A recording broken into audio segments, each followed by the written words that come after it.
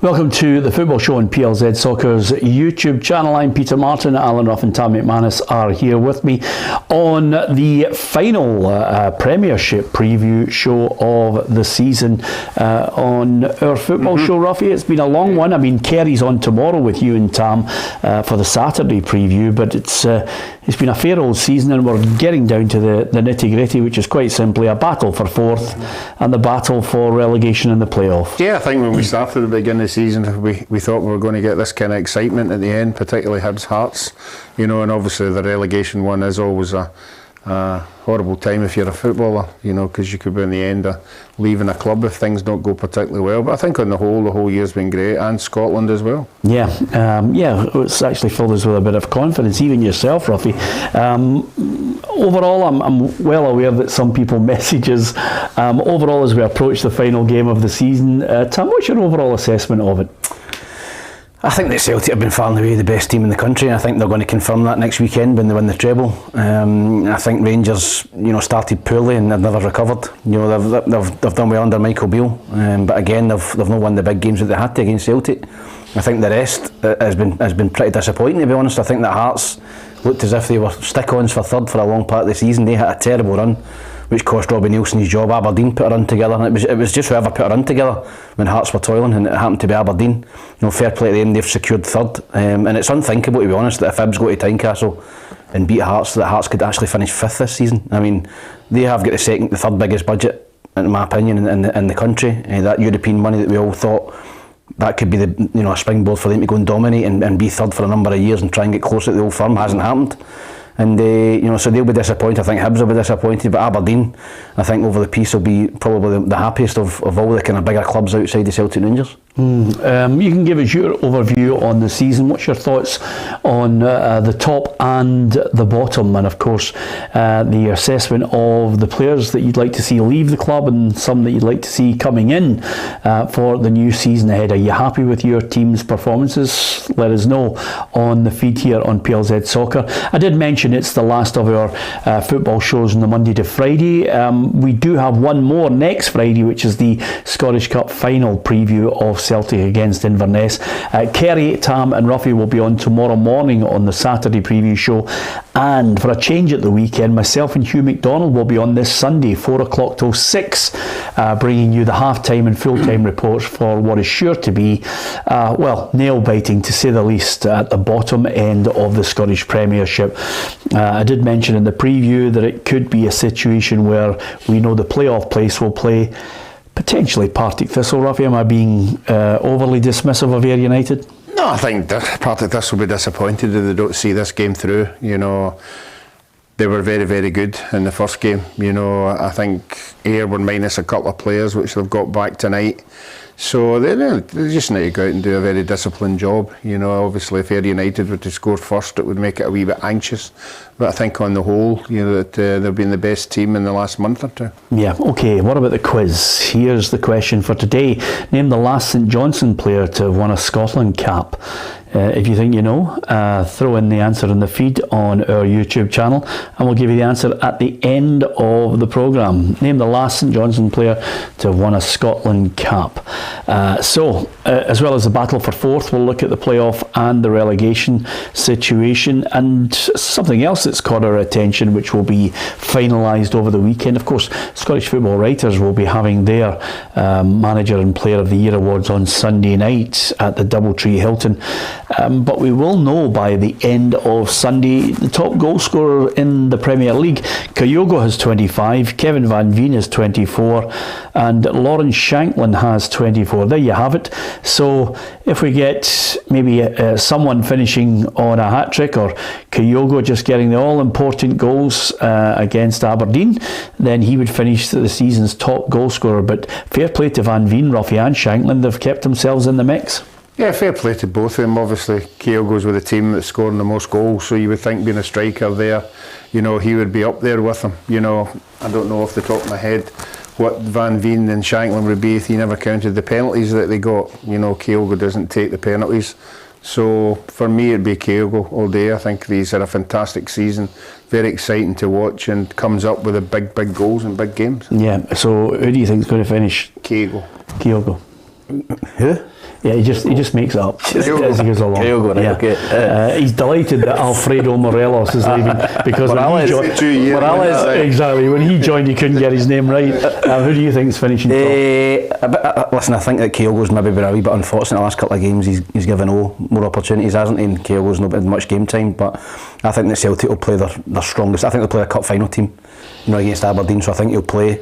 I think the only one that's possibly got an opportunity is Van Veen. He's playing against a team that are bottom of the league or relegated. So I'm going to go for Van Veen to finish top goals. I think Van Veen will score a couple against Dundee United. Okay. He's got a cup final. Well, it's the Scottish Premier League top goal scorers. Just Premier League goals? Yeah, that's why I said it's just Premier League goals at the top. Well, no. Not in this. Not in just Premier League top goal scorer. Because they've scored about 12 penalties each? It doesn't matter, it's a goal. It's a free hit at goal. It's a goal. It's a goal scorer. A goal's a goal. Oh, stop it, put them away. Are you crazy? You know how hard it is to save a penalty when you talk about it. No, it's Premier League top goal scorer. Yeah. A goal's a goal. Diogo scored the goals. He's not taking penalties, he's not taking a free hit. I'm sorry. How many chances does he get in a game, but you've got to factor that in.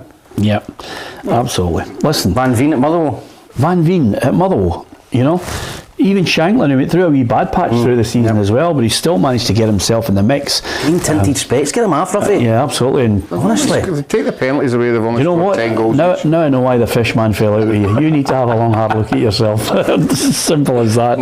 Anyway, he's gone quiet now by wait till the end. Oh, it's a great story. I've tried to get him to tell it on here, he's not for telling it. But anyway, Hearts against Hibs. I was just about to read out a message there because somebody said to me, somebody on the feed said, yes, it's Chris Andrews says, Hearts are falling apart.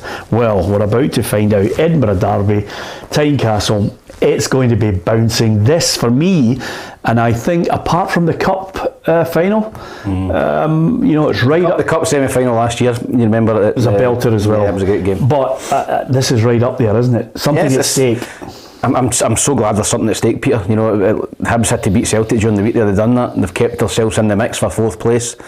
I think if you'd have said at the start of the season that Hibs would be a couple of points behind Hearts, I don't think a lot of Hibs supporters would have believed it. I think that Hearts got that money from Europe last year.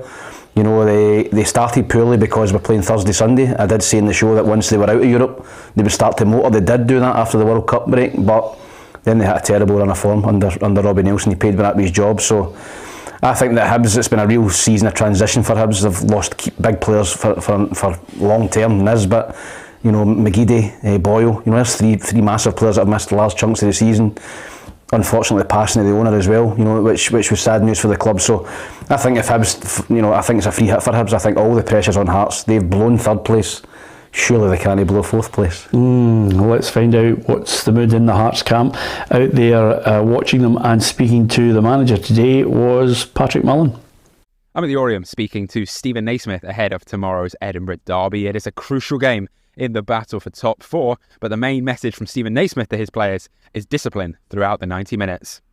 Discipline is very important in any derby, in any game, but mainly in derbies it's cranked up that wee bit more. But I think things have come in. I've tried to have an aggressive style. We want to be an aggressive team in all aspects of being in possession, out of possession, man-to-man contact. We want to be an aggressive team, but it's got to be controlled. We've got to understand we're in control, what we need to do, how we deal with each situation. So I'm pretty confident that we've got that at a good level. We've had that throughout the games. And yeah, I wouldn't expect it to be any different on Saturday. There's been a lot of talk in recent weeks about whether Stephen Naismith will be appointed full-time Hearts manager. He says there is yet to be any conversations regarding this, but hopes that the result on Saturday does not define his future. I would be disappointed if it's coming down to one game, and it's been the whole thing's been a process, not just on a Saturday. Every day we train, we work, and the way I work, I've been very open with everybody and said, listen, come and see what we do, see if it works. If it works, it works. Well, I agree with Stevie Naismith. I don't think it should come down to one game, but you think it will? I think it will. I think 100% it will, Peter. I think if Hibs go and beat Hearts at Tynecastle and Hearts finish 5th, I don't think he'll get the job. I think if they draw, he's got a chance. If they win the game, he puts himself right in the mix to get it. But if they lose this game, You know, I think that Hearts will look elsewhere. So it's a big game for him personally. It's a big game for Lee Johnson personally. So there's a lot riding on this game for both managers. It defies logic, football, in many ways, Ruffy. It's the only sport where big business, you can put, at times a novice in place, and sometimes people get scared off looking for experience because of their wage demands. And then if you are looking at someone who's maybe shown really good prowess as a coach, you start to look, as Stephen Naismith is being judged right now, on 3 or 4 games, which I think is very unfair as well. No, I don't think it's his fault where they are now. He's come in and gave his best. I think the players like his training, the way he operates. He's very, very professional. Even when he was at Everton, he was like that as well.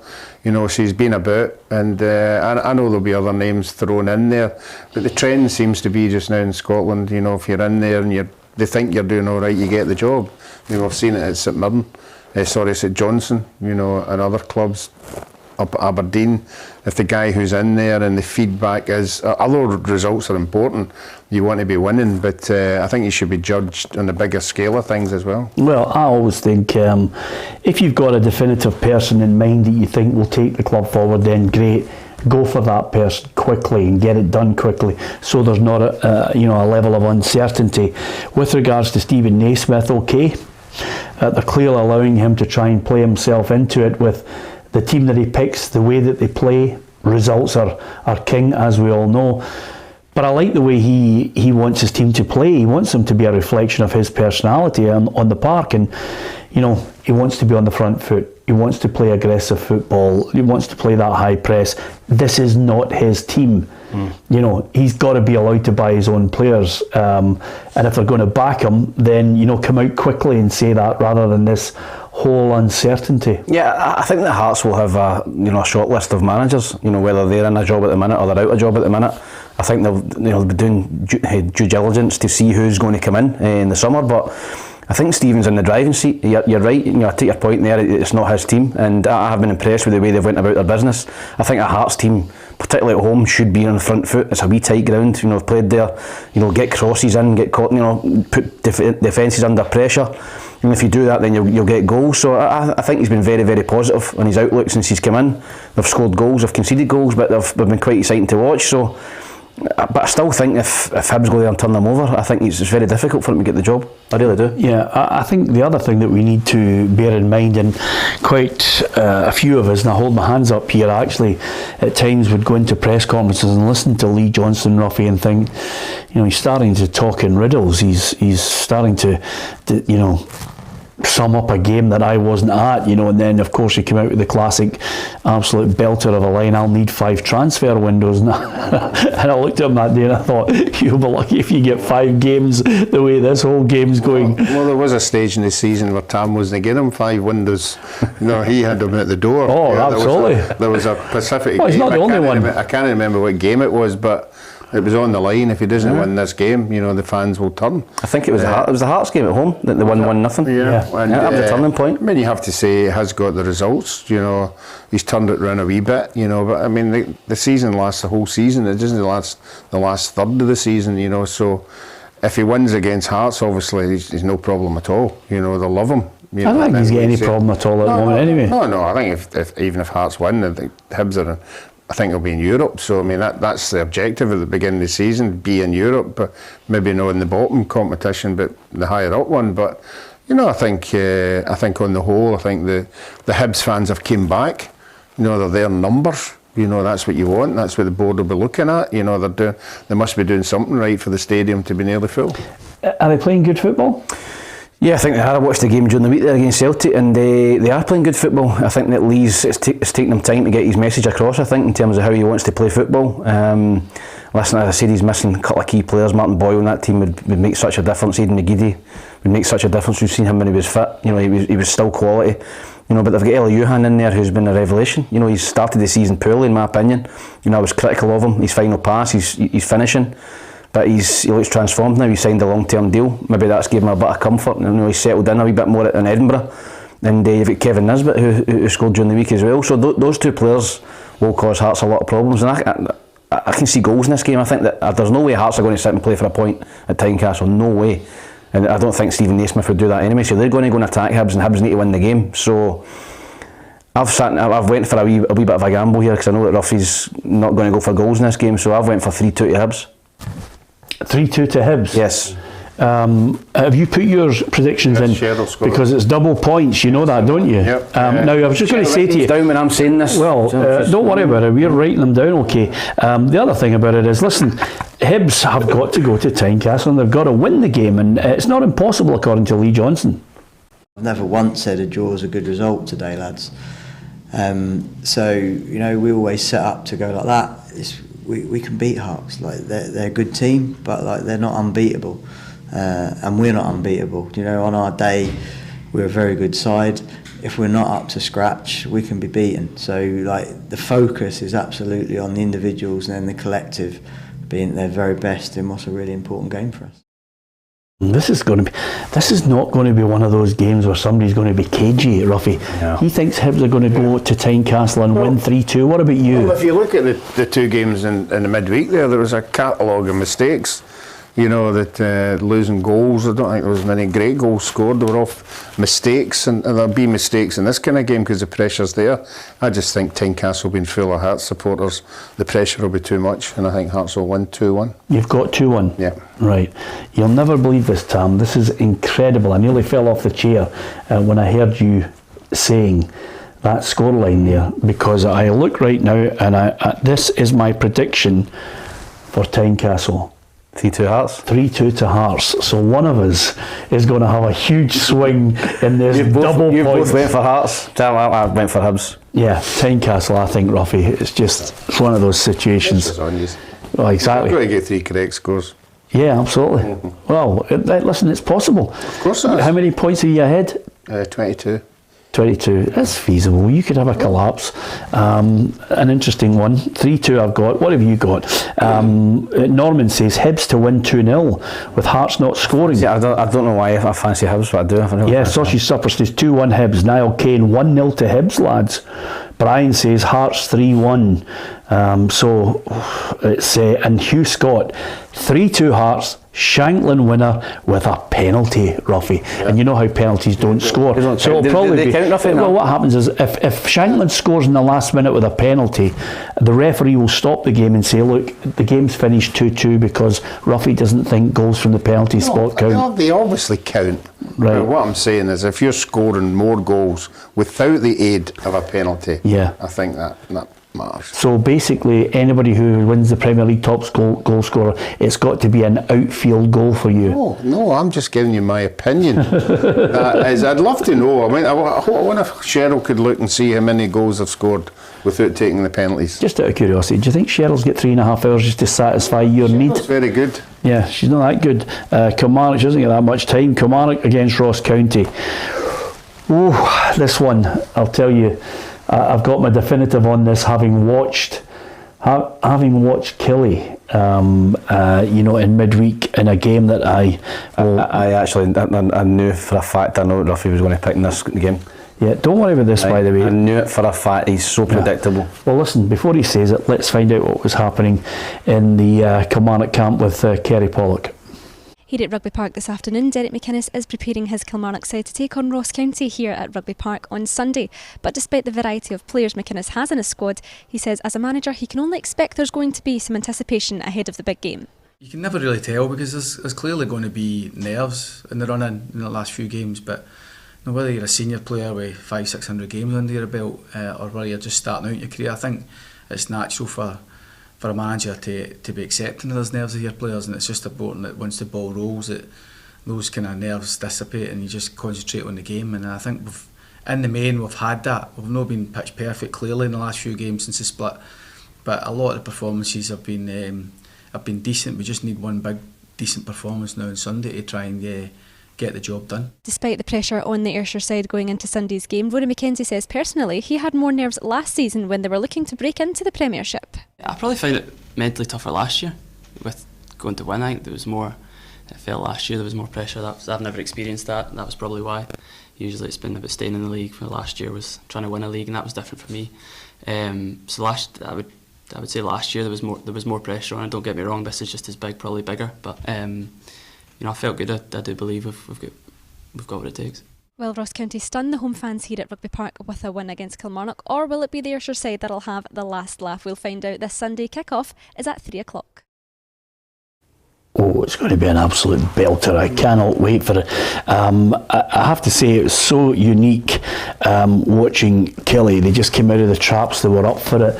They were in for every ball, Tam. They were, Vassell looked a real threat, almost scored an absolute raker from the halfway line. Yeah. I just thought I thought they played better football. I think they've got better players. I think it's Kelly for me, home and I went for Kelly. I would fancy Kelly strongly in this game. I think that Kilmarnock at home this season have been excellent. Ross County need to open up a little bit and win the game. I fancy Kilmarnock. I went for 2-1 to Kilmarnock. Ruffy? I think Ross County will score first.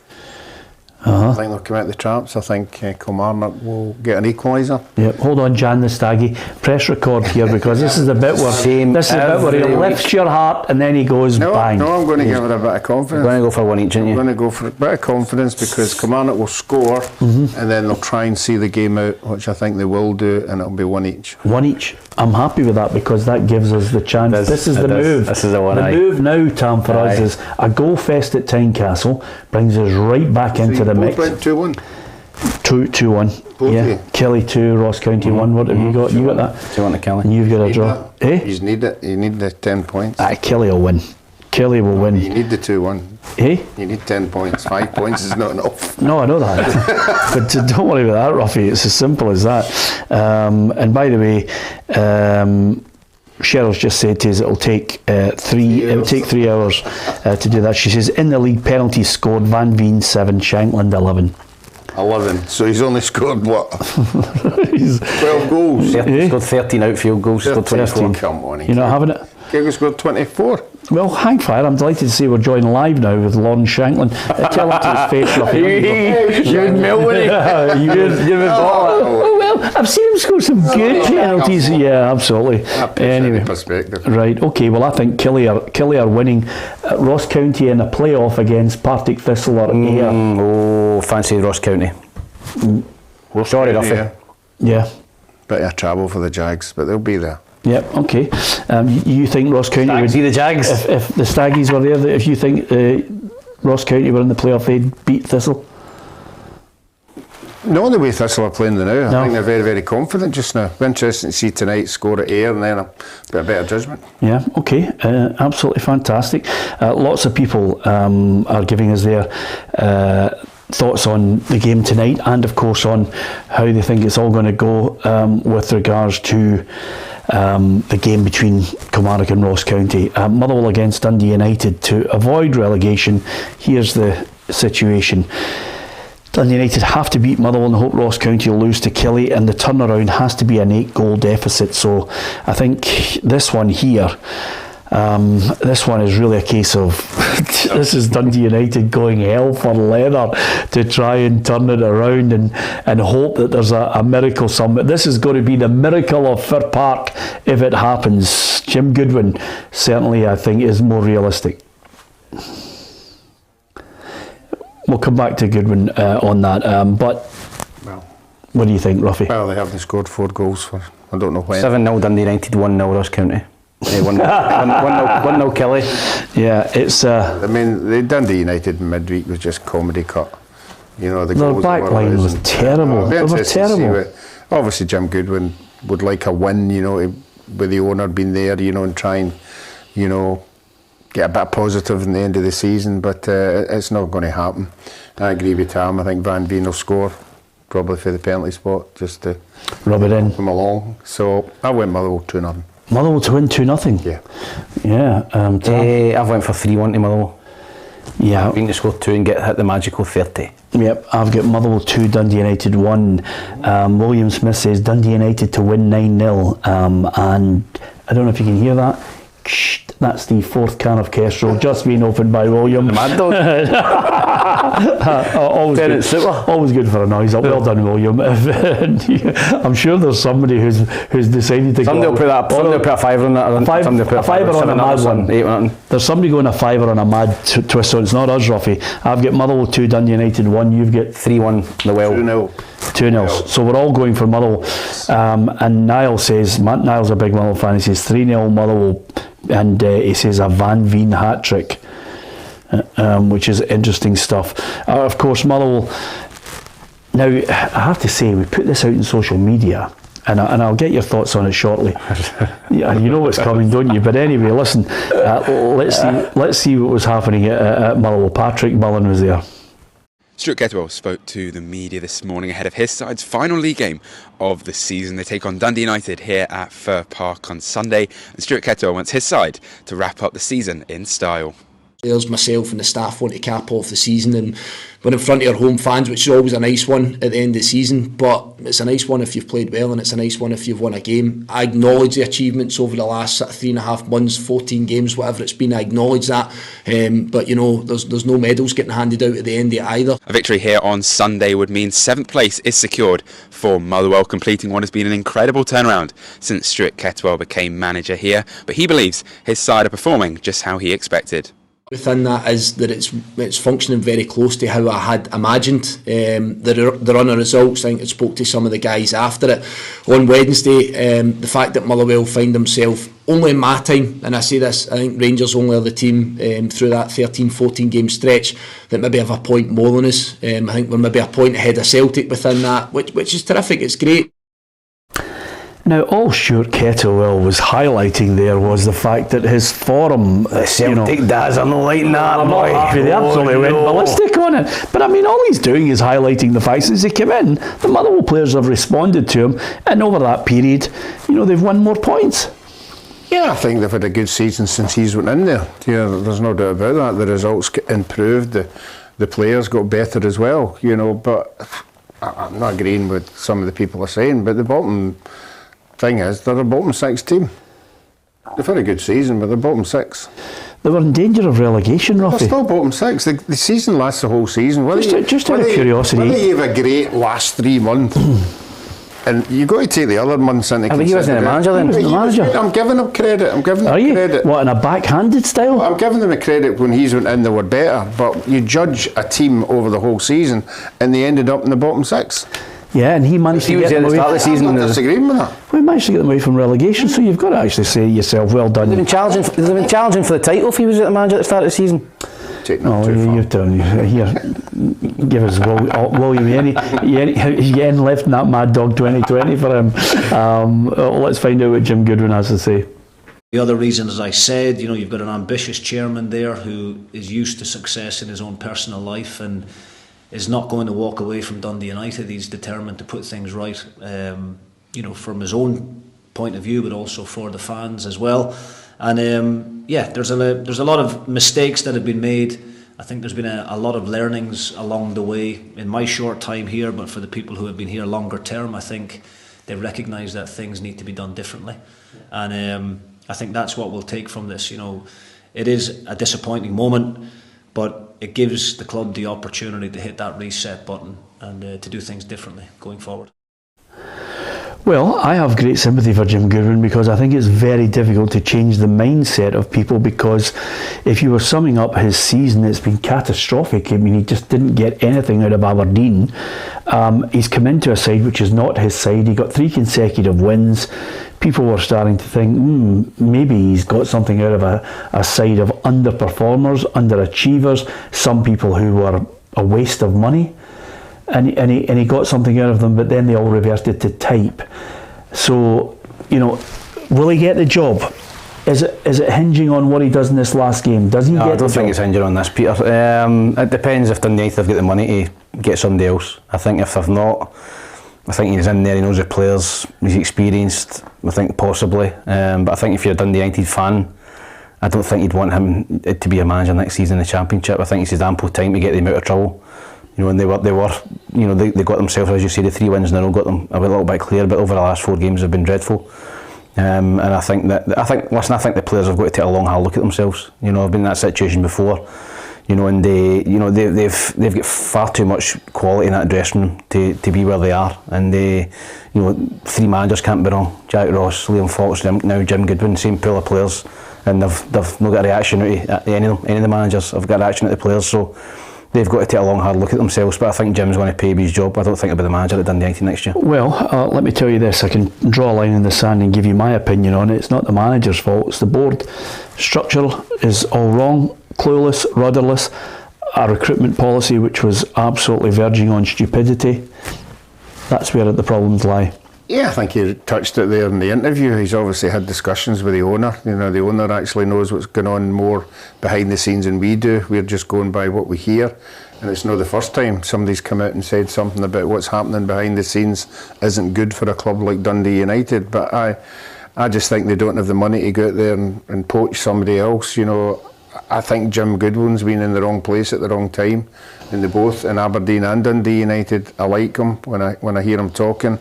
Depends whether the players buy into whatever he's doing as well, and obviously the owner as well. So they're going down a division, they're going to lose lots of players.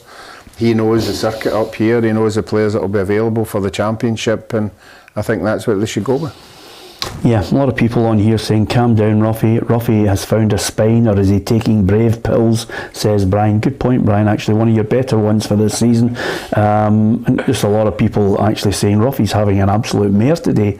And I agree, I mean, it's just outrageous. You know, you don't know whether it's a compliment or he's actually booting somebody where the sun don't shine. It's just absolutely outrageous.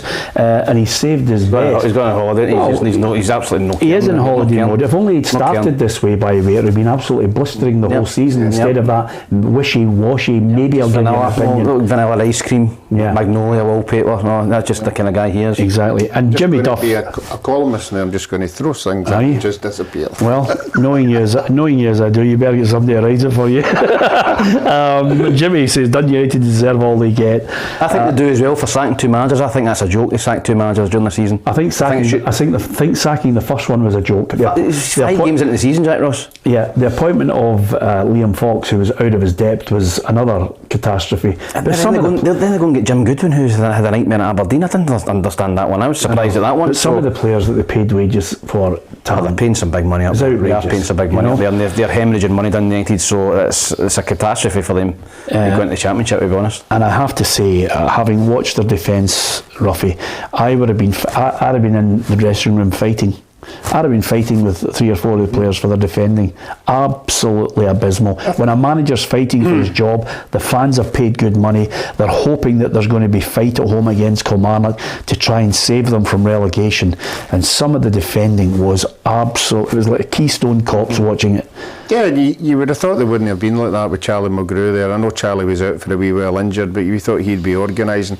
I think the biggest problem for them was the goalkeeper. I think losing Siegrist, is that his name? I get that right? Yeah. Siegrist was a massive player for them. You know, I think he won them so many points last year. This boy's in just now, you don't know what you're going to get off him. And it stems for the back, you know, it stems for the goalkeeper and the 2 centre halves. They've got McGrath in the midfield, they've got reasonable midfield players, they've got reasonable Fletcher up front. But that again is another, you know, why let Watt go? You know, why go with one striker for the whole of the season when you're struggling? Yeah.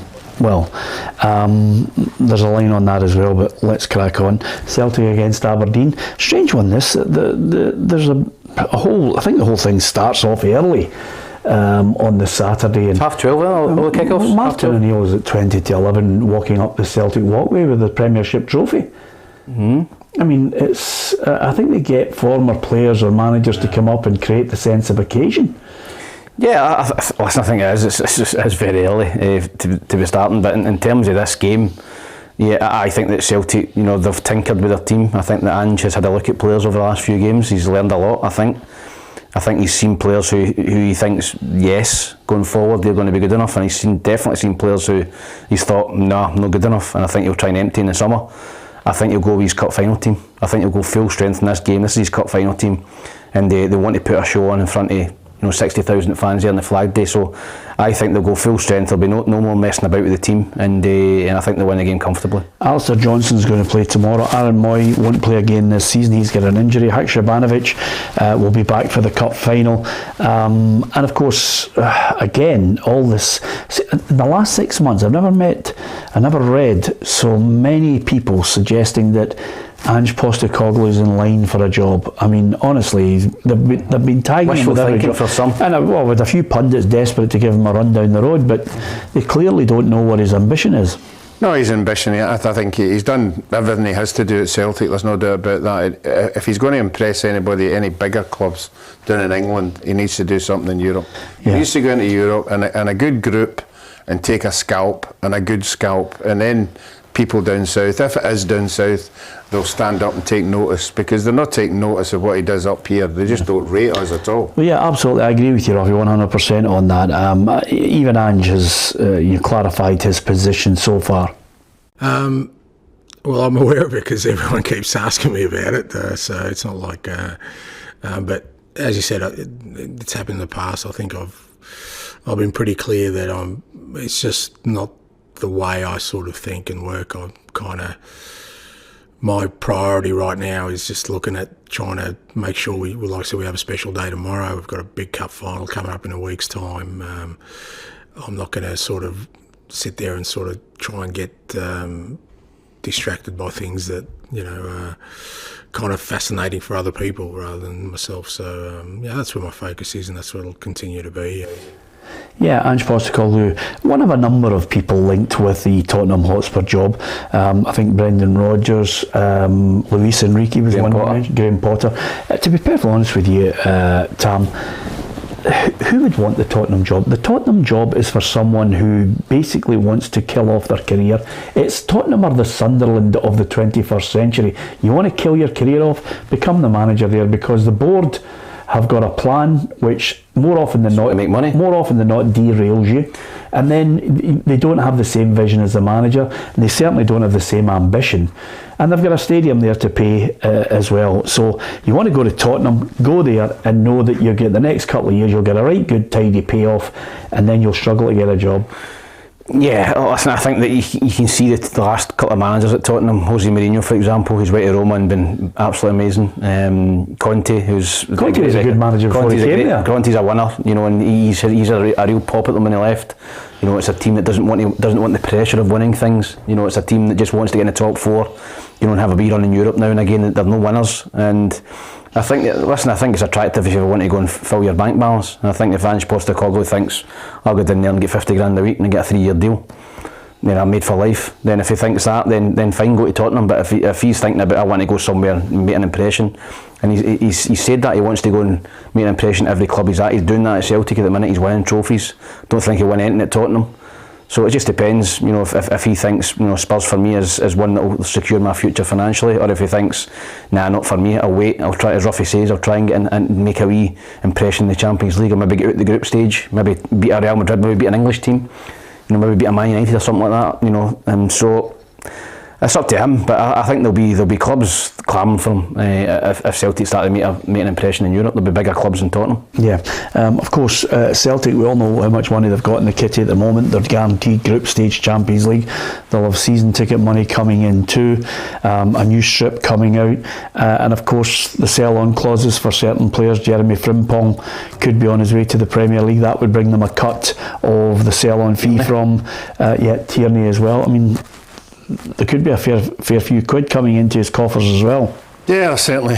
And the supporters will be anxiously waiting to see, what this next crop is going to come in. I think we discussed it the other day there. I think the first crop that came in were very, very good. The second crop, maybe not as, with Bernabes and all them. So it'll be interesting to see. I'm sure the manager that he is, I'll see what's out there. He's already indicated that he's got the Asian market, so it'll be interesting to see what kind of quality comes in. Yeah, the opposition, Aberdeen, third place is assured. The good news is if Celtic, this is for Aberdeen's perspective, if Celtic win the Scottish Cup, Aberdeen will get guaranteed European group stage football, which is 4 million minimum, we reckon. There will be a lot of clubs desperate for Celtic to win that cup. Hibs will be one of them as well, because if Inverness win, Hibs are not in Europe. if they finish fifth doesn't get into Europe. You know, as you said, Aberdeen as well. So, no disrespect for Inverness, there'll be a lot of clubs looking for Celtic to win that, so they can guarantee themselves European football. Listen, I think Aberdeen go down there with no pressure whatsoever. I think Barry Robson's been brilliant for them.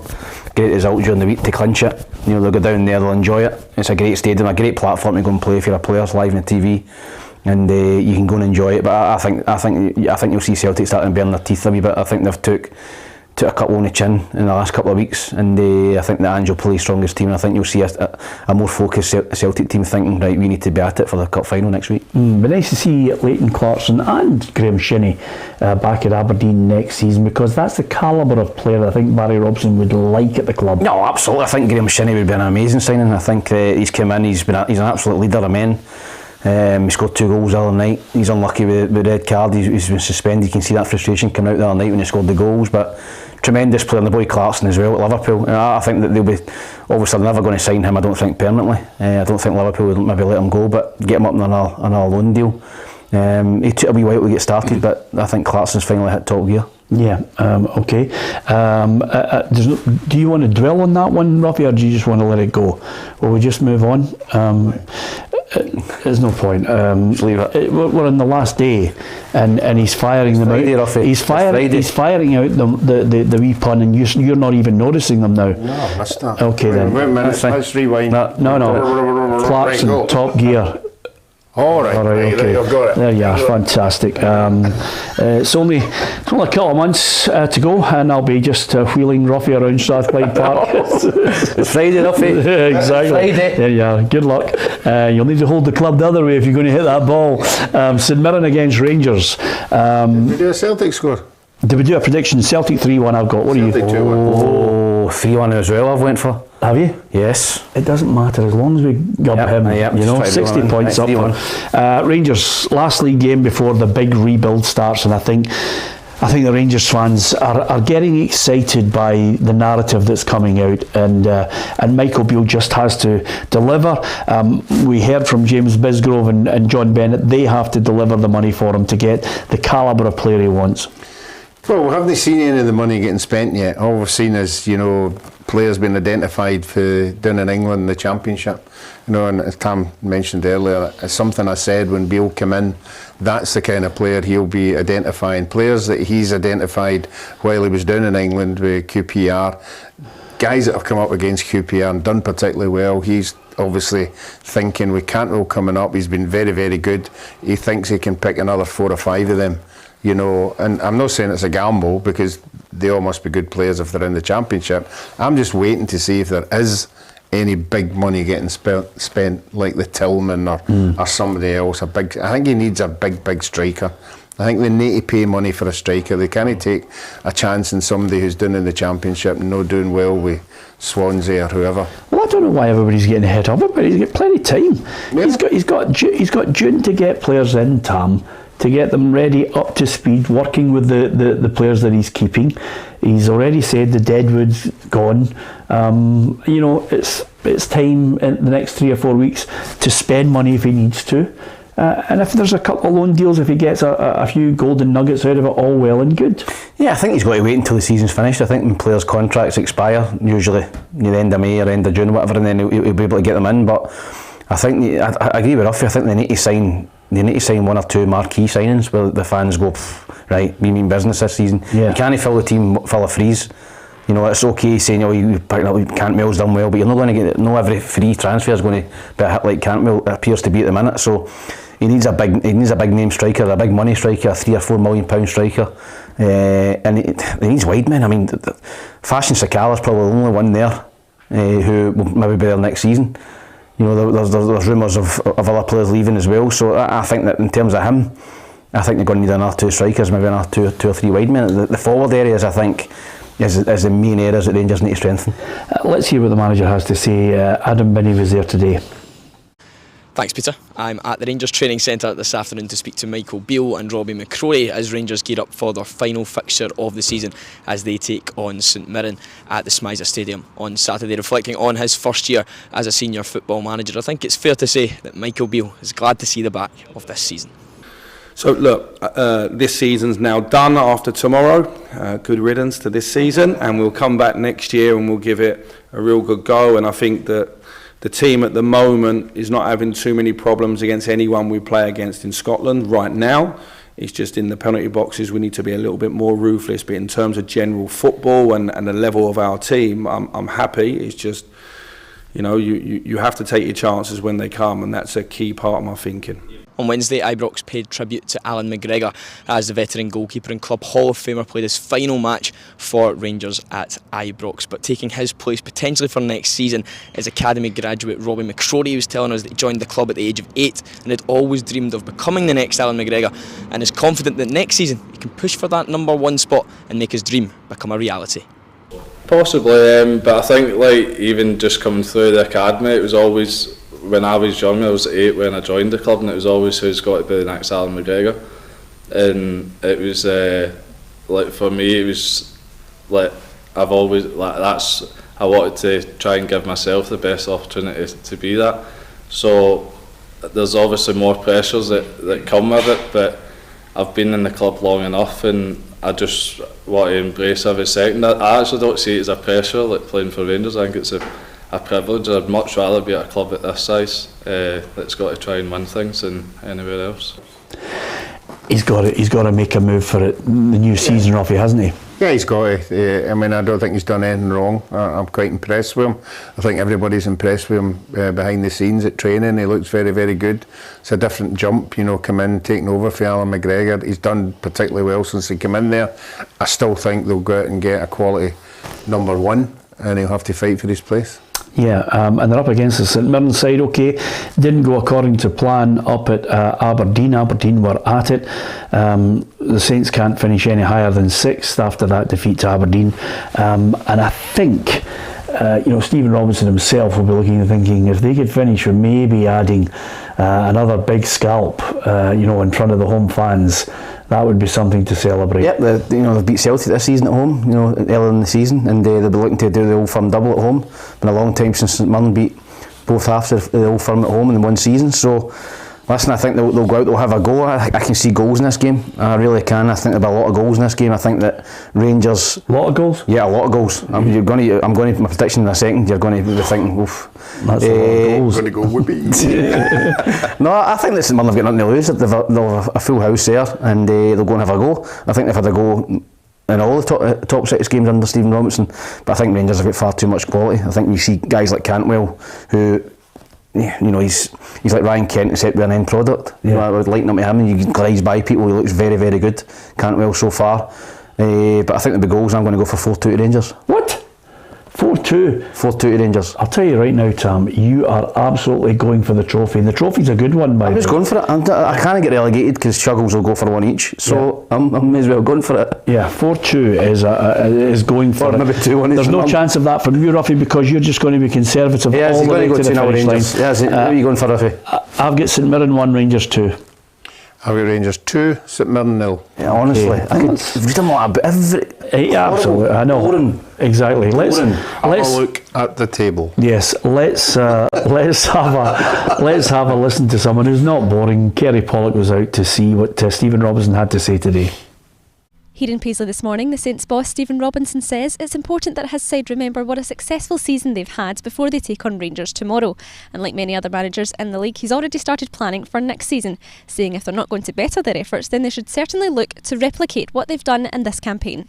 So that's our challenge. We've completed phase 1 of what we started out to do. In reality, probably a year before we envisaged it, we got into the top 6.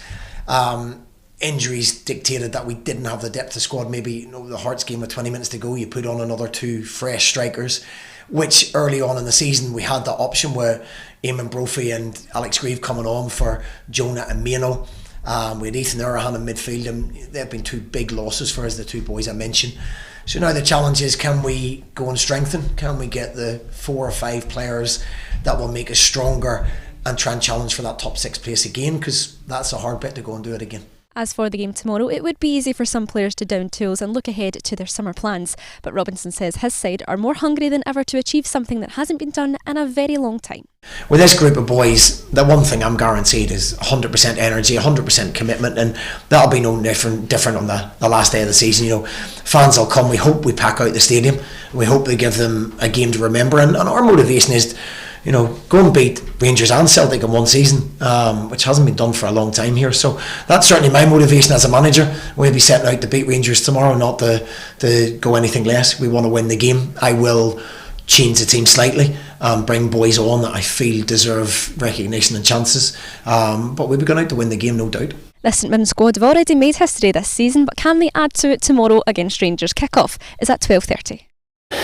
Yeah, he wants 4 or 5 players, and on the evidence of Stephen, what he's achieved this season, if they could get him 4 or 5 players, you know, he's proved he's a good manager, and it just needs the backing of the board on this. Yeah, I think the St Mirren supporters have the best season I've had for a long time, and they've turned up in their numbers because they're watching a good team, and again he's going to give a couple of young boys a chance, which is always good if you're a supporter, seeing young boys coming through the academy and getting a chance. I do think their season's run, I think they've done fantastically well, and I think they'll just want this one out the way. They'll probably want to win it, but I can't see it. Yeah, it'd be nice to see St Mirren being able to strengthen, because sometimes when the train station hits and you're lucky, you get a good manager there. You know, you've got that 2 or 3 year window where you try and, if you can back them, you know, it can take you on to greater heights. Yeah, I think it's going to be harder for them next season to repeat it. I think that, you know, it's obviously the first time, I think, since the 80s that they finished in the top 6, so since the start of the split, and you know, I think that when you look at it, they're going to have to strengthen their team next season, because a lot of teams this season have been off it. You know, and that's maybe let them sneak in a little bit. And, you know, on the blind side, I think Hibs, Hearts, Aberdeen have all had really, really bad spells. I think they're the only team in the top 6 that's not really had a consistently bad period. You know, they've lost a couple of games, won a game. I think other teams have went 4, 5, 6 games without a win. The fans have responded though. I mean, they got a 1-1 draw that sealed Giovanni Van Bronckhorst's fate. Yeah. You know, at home, fans responded. They're good at home. They're strong at home. They've done well at home this season. So, listen, I think they're going to have a right go at Rangers. But I think that an open game, there's only going to be one winner. Rangers have got too much quality, and I think there'll be a lot of goals, so 4-2 Rangers. Yeah. Hugh Scott says, Peter, who gets the PLZ reporter of the season? Kerry, Adam, Patrick's been in there, Alison's been out reporting as well, Ali Graham's been on the scene for us too. We've had, have I missed anybody? We've had Claire at Dundee United as well. She's been great. It's been one of those great seasons, Ruffy, where we've developed young talent, brought them on, given them their chance. I've said all along, there's nothing better when you're commentating or talking about a game and the people are at the actual stadium. You know how I felt in my past life with the company I was with. You know, you were here, we are in France, and I was here, I am in the studio. Well, when you're out there and you're getting that kind of delivery and you're getting that kind of knowledge, and they're in the stadium, they're seeing what's actually happening, I think it's great. Yeah, absolutely. Always felt as if, you know, especially in the radio, great days in the radio, it's a great learning curve, and I had a great time at Radio Clyde. I always felt as if you were a wee bit aloof, you know, we didn't get a chance to chat to you, we didn't work with you, Ruffy, but you were always a wee bit aloof when you were, you know, I get that from at times as well. I get that from at times. Him and the other boy, his big sprawling estate. What was the other guy you used to work with, your sidekick, before you eventually got back on an even keel? Yeah, the two of them together, always a wee bit. Yeah, that was the boy's name. Yeah, I actually knew. I just didn't want to mention it, but nevertheless, you two just hobnobbing it around and just ignoring us, eh? Yeah, I remember we went to the Celtic final in Seville. Yeah, and he was in charge, obviously, and for everything, accreditation and everything. And we did the first hour of the show, and then we were asked to leave the stadium because we didn't have the right accreditation. Did you have to leave? No, we just sort of sneaked into a couple of other seats till the game started. Brilliant, absolutely brilliant. Oh dear, Ruffy. St Johnstone against Livingston. Murray Davison's going to retire, 35, 14 years with the club, third in the all-time appearances. There was a year he was going to Rangers. Yeah. Yes, there was. A year he was going to Rangers, and then he picked up a really bad injury. Picked up a lot of bad injuries. Box to box midfield, and fantastic, and goals as well. Yeah, I think he deserves to be lauded by the St Johnstone fans, Tam, because at that period, I thought he was playing some really good football, and again, direct from the middle of the park. Yeah, he had a little bit of everything. I remember playing against him. He could put his foot in. He was hard, but he had a great engine. He would get on the end of things in the box. He would score goals, and as you said, the roughies bang on. He definitely was going to Rangers at one point until he picked up an injury. I think that was when maybe Alan McLeish was the manager. I don't know if they won the Championship or League One, but he was definitely going to Rangers, and unfortunately he picked up an injury. But great servant. I think he's won a couple of big trophies at St Johnstone as well, and he's missed one of them through injury. Yeah, he did. Yeah. I think he was part of the Scottish Cup one. So. I think he's been absolutely fantastic player for St Johnstone. Yeah, absolutely. Livingston are going to be without goalkeeper Shamal George. He's away on a course how not to attack people from the neck upwards when you're coming out for a ball. The big man just loves a tackle, doesn't he? Anything above the shoulders. And I read something saying they wanted the referee to look at VAR. To see if he was decapitated Van Veen, wasn't it? Unbelievable, honestly. It was incredible. He's going for this. I'm going to go for 0-0. Wow. 0-0 St Johnstone Livingston. Yeah, I'm going St Johnstone 2-0. Oh, so no. Are you? Clark and Mayback and firing. So there. Yeah. I think they'll just play a Peter at a 0-0. Okay. Just a couple of things before we go, lads. Neil Doncaster was talking to, I think it was the Price of Football podcast. He said a couple of things. Sky are doing a good job. No other broadcaster wanted Scottish football. It's regrettable that people can't drink alcohol at games, and he doesn't foresee any banning of gambling in the SPFL. Okay, you want to take issue with any of them? Oh, probably the drinking one. I think if people were more responsible and it was sort of handled a lot better, we would like to see that in the game. But the other things, I'll just have to take his word for it. I think if you were a person who had a lot of money and you wanted to take the authorities to court, you probably would have a really good case of saying you can't have one law for one person and then one for another, or a sport, or an assembled sport. It's an act of you're talking rugby. Absolutely, it's an act of complete snobbery. It is discriminatory, I think, towards the people who follow football. You cannot have that in the modern day, where you're just basically alienating one group of people for something that happened in the 1980s, which we don't want to see repeated again. But there has to be an era of responsibility and fairness in applying the law, and I'm sure there will be some chief constable somewhere saying here is subsection 4 paragraph 3 line 2 which tells you why there's a different law for people who watch football, but I don't think it should be there. As far as gambling is concerned in the SPFL, we're living in an era now where people are just automatically thinking it's a prickly subject, and I understand why people would want that. I think that gambling, people with gambling problems, watching football and it's getting advertised, I think that's something you would look at and try and ban. But where do you draw the line? You can't have alcohol. You can't have alcohol being advertised. Yeah. You can't have other things that you can maybe get addicted to. So cigarettes, whatever. But so I understand both ways. But I think if Scottish football needs the money, then I think that's why he's saying that. Yeah, absolutely. Okay, Scottish Cup final, Celtic Rangers, the women's final. I suggested that there might be 30,000 there, but I'll tell you. Hey, hold on a minute. Hold on a minute. Rafi. Gave him 20. Rafi, he's going to give me 20, but let me tell you right now. Alison McConnell this morning. I know. She told me how many tickets have been sold. Sunday, sunny day.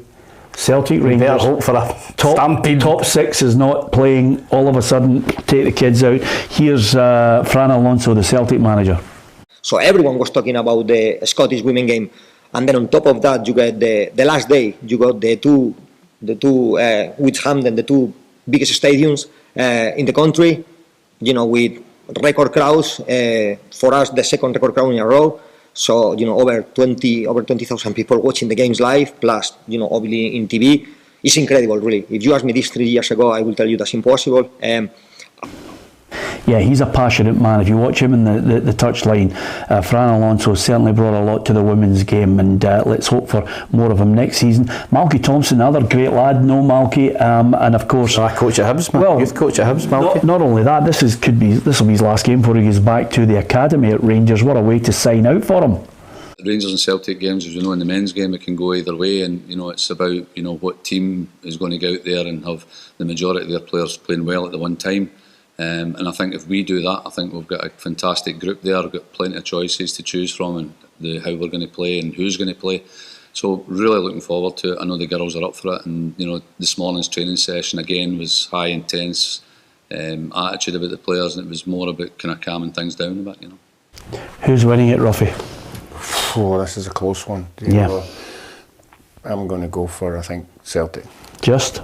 Oh yeah, it could go the whole road, I think. Okay. I'm going to go Rangers narrowly. I'm going to go Rangers or no. Okay. Who's getting relegated at the bottom end? I think it's Leicester, Leeds and Southampton, Everton scraping away. Yes. Yep, agree with that. Yeah. Okay. Absolutely brilliant. Thank you for your support throughout the season. It's been absolutely superb. Join Hugh McDonald and myself on Sunday, 4 o'clock till 6 for the nail-biting relegation dogfight that it is. We'll have reporters, half-time and full-time reports and reaction from the managers. We'll also have reaction from the Saturday games on that Sunday show. I do hope you can join us for that. To everyone who's subscribed this season, brilliant. We really do appreciate your support.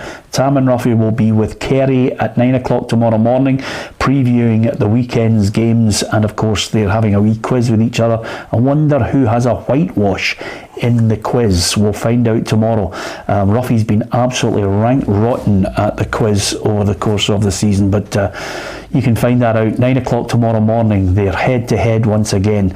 There's lots of content that you can enjoy. All you have to do is hit the subscribe button, hit the bell, and you'll get all the notifications of our unique video content. If you download the app, you'll have it in good time so that you can join our predictor for next season. It's coming to you. So join us tomorrow if you can, and on Sunday. And don't forget, our cup final special is next Friday before we have a wee summer break. Thanks for watching. One Ibies.